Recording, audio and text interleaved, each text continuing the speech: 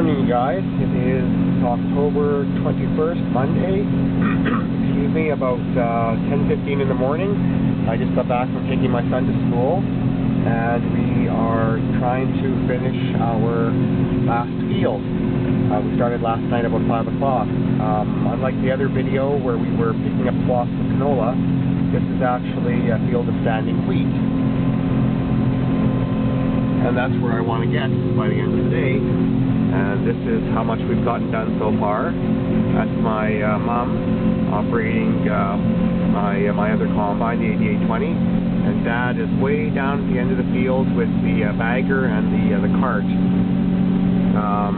A number of years ago, I'm not sure, maybe 10 years ago, it started to become common for farmers to use bags in order to be able to store grain, either in the field as we're doing now, or they take it home and do it in place of buying grain bins. There is an expense in using them, and of course the bags can't be reused. They can only be used once, which is a bit of a nuisance because you have all of this plastic left over that you have to try to get recycled.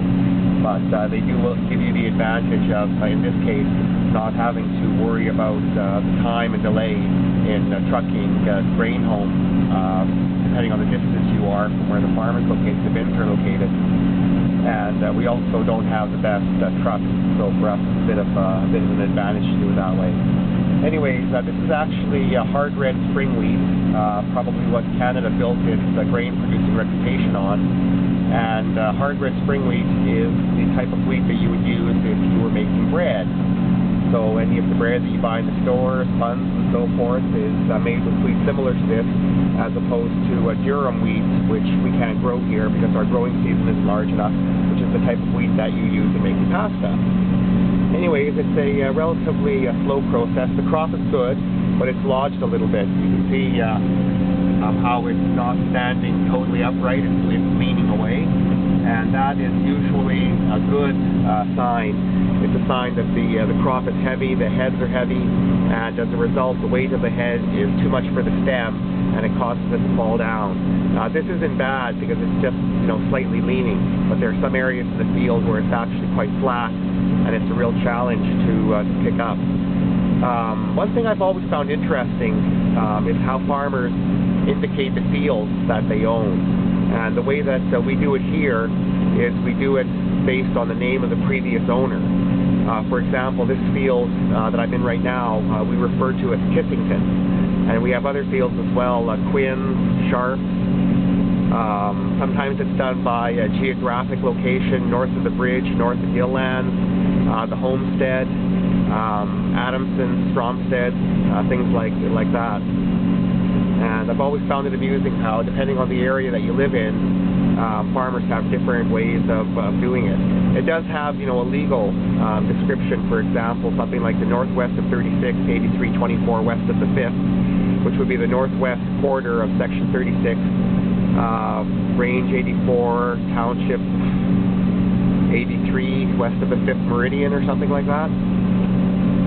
And even that varies within Canada. Well, that is laid out in a normal fashion. When people first settled in Canada and they were settling along rivers, they used a different system called a river lot, RL, and that is based on an arbitrary size, whereas, for example, the field that we're in now is of a standard size, a half mile by half mile, 160 acres, which is the normal way that land was surveyed out in Western Canada.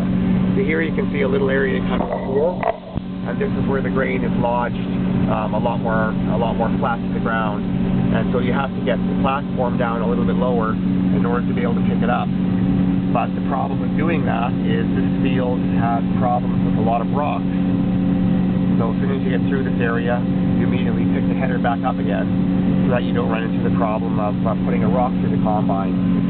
When my father originally bought this land, the area, excuse me, I'm nursing a cold, the area where the bagger is, and about 20 acres in size, was actually still bush. And we had a lot of problems with kids from the local town over here that would come to have parties, drinking and bonfires and stuff, and we didn't really have a problem with except the amount of garbage that they laid out.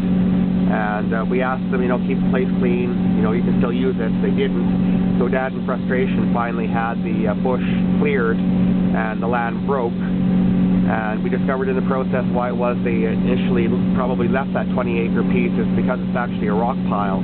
We have to be really, really careful when we're combining that area because there are a lot of rocks on it. The land changes in elevation quite a bit.